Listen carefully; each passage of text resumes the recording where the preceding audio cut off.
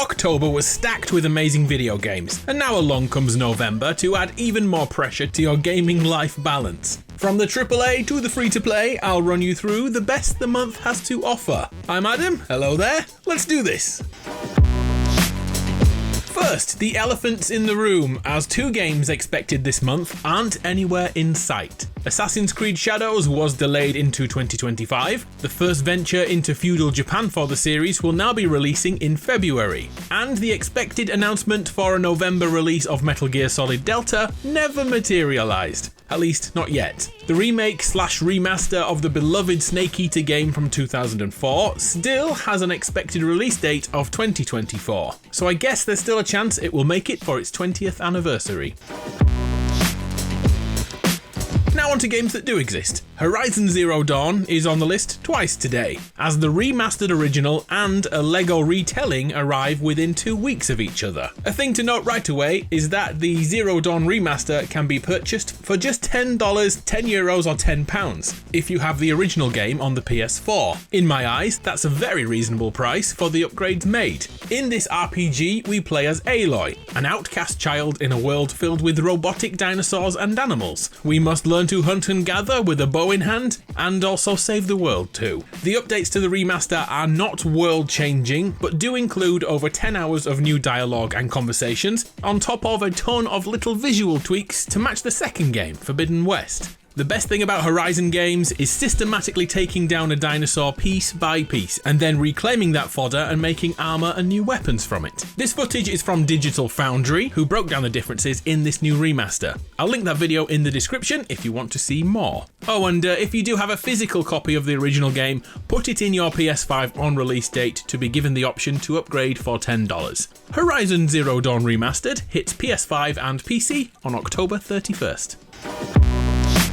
A crossover project nobody asked for is LEGO Horizon Adventures, crossing the Danish bricks with the very thing we just talked about. This time, the story is retold in a way only tiny plastic figures can, with many voice actors reprising their roles, but in a more child-friendly and upbeat way. Previews have said this is not as easy as other LEGO games you've played, with early encounters genuinely taking a lot of concentration. Luckily, this is also a 2-player game, whether that's couch co-op or online across PS5, PC and Switch. My hope is that this will one day lead to being able to purchase the Thunderjaw LEGO set in real life.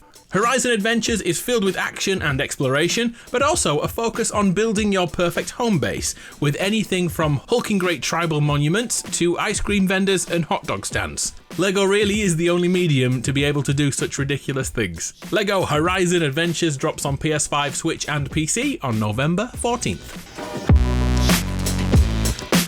Here's a game that's interested me, Towers of Aghasba. It's a sandbox world-building RPG. The premise sees us return to our tribal lands after a darkness has withered the realm generations ago. Our job is to bring everything back to life. We start by planting the Tree of Life, and slowly the ecosystem around it grows. We can then hunt the animals or help them thrive. The open world has many biomes, each with different uses, from barren lands to sprawling underwater worlds and everything in between, like farmlands, which can be upgraded to become settlements, bringing the population back. There are also withered areas that are extremely hostile and filled with boss fights, and we've seen gods and deities are NPCs in the game, which makes up the core of the storyline. Worryingly, only a few weeks before launch, and the footage so far is still a little ropey in a beta build with screen tearing. Hopefully all that is ironed out before release, and I reckon we should wait for the reviews. Towers of Aghasba hits PS5 and PC on November 19th. Okay, let's move into the month's free-to-play offerings. And have you seen Path of Exile 2? It's shaping up to be even bigger than the first game, which was enjoyed by millions of players. The original's been around for about 11 years, so yeah, it's a good time to take the next step with improvements across the board. Without a doubt, the game has been influenced by the Diablo series. Set in this isometric view, we choose a hybrid character from a set of classes and hone our stats and slowly take on tougher missions. The feel of combat has had the most attention and improvement with abilities like a dodge roll, and new weapons too, including spears and crossbows, as well as the ones we've seen before, swords, spells, and summoning your own minions. Although Path of Exile 2 is a free-to-play game, it's important to note that regularly in these early access versions there is a paywall put in place. Usually the first few weeks are for the paying customers and the hardcore fans to experience the game first before the transition to free-to-play a week or two later. FYI, the usual way Path of Exile monetizes its content is through cosmetic items and expansions. If this sounds like your thing, it's coming to PS5, Xbox Series and PC on November 15th. How do you feel about Battle Royales?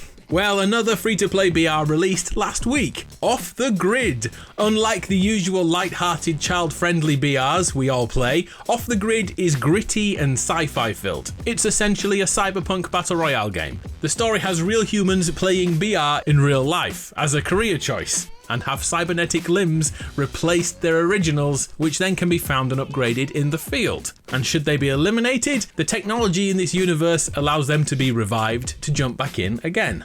A cool aspect is a storyline within the BR structure, so during a match your player may be given another objective, like protect the target or deliver a package, all while the typical battle royale circle shrinks around them. Gameplay is how you'd expect, but pro tip, don't jump from the top of buildings or your legs will fully detach. The shooting doesn't feel particularly great yet, but this is still the early days. Another potential issue is that this game uses blockchain technology, because Off the Grid wants to be a crypto game, effectively allowing players to purchase digital items which then they can sell on. The main issue, without going into too much depth here, is the worry that adjusting the prices to inflate or diminish value of items can be used to manipulate the audience, which is why most people see NFTs as very predatory. If you want to try it, Off the Grid is out now for free on PS5, Xbox Series and PC, and I gotta say, I do love the premise, just not the execution yet. One last free update you should be aware of, Warframe, the free-to-play behemoth, has a 1999 update which is due over the next few months, and right now the demo is live in-game to help you prepare. This update takes us travelling back in time pre-millennium to 1999 and gives us a freaking motorbike to ride, which is pretty epic, with new enemy types to fight, roadblocks to get through, and I've seen a tank or two, all with the impending storyline coming in winter 2024. Warframe is looking mighty healthy, and if you complete this demo, your Tenno will receive a longsword. Okie dokie, back to priced games, and a reduced priced game from the mastermind behind Silent Hill. Check out Slitterhead, a survival horror game, but way more action orientated than you'd expect. The city is filled with monsters pretending to be human, and it's our job to be scared to death as the mimics reveal themselves before our very eyes. We actually play as a bodiless entity that can take over other characters, even the animals. Boss fights look interesting, and the one I saw looks straight out of Beetlejuice. Combat itself is melee and firearm focused, and the ability to jump between NPCs to attack from all sides. Slitterhead looks very interesting, retailing at $50, so this isn't a full price game, which is nice. Slitterhead hits PS4, PS5, Xbox Series and PC on November 8th. Fans of VR and first-person shooters should have a look-see at Metro Awakening, a $40 virtual reality game. The long-running series has evolved from surviving in tunnels beneath Moscow to fighting nuclear mutants and tracking down and destroying their hive. Awakening is set in 2028 and we need to find our wife. But as the story plays out, our own sanity is put into question. Metro Awakening comes to PSVR 2 and PC VR on November 7th. Here's a weird game for you, Empire of Ants, a strategy game in which, we play as an ant. It's actually based on a book of the same name. We have all the skills a real ant has, like walking upside down, jumping crazy high, for its size I guess, and there is a social system at play in the colony. There is combat, we'll be facing off with insects and animals, and if the book's narrative is followed, we'll be taking part in a war between different species of ants across different dimensions. Super interesting, super niche. November the 4th on PS5, Xbox Series and PC. And finally, a nod to other strategy and sim games. November sees the next iteration of Planet Coaster, in which we build the perfect theme park and manage the daily running of it, with the levels of detail raised once again, from terraforming the landscape of your park to choosing the colour of your water slides, or even how much of a sheer drop you want on your roller coasters. November 6th for that. And it's also time for another farming sim game, 2025, in which we run a farm and do all the daily duties like being a tractor badass. Quick note, on other platforms, the Nintendo Switch sees Mario and Luigi Brothership drop, and Xbox fam see a new flight sim game. November is a pretty good month all round. I think we can squeeze a few dad jokes into this video to thank you for watching, like this. My wife asked me if I'd seen the dog bowl. I said, I never knew he could. I walked in on my mate Jack chatting with the vegetables. It's true, Jack and the beans talk. That's horrendous. How do you check the gender of an ant? You put it in water. If it sinks, it's a girl ant. If it floats, it's boy ant. I really like that one. I'm Adam, you're awesome. Thanks for sticking around. See ya.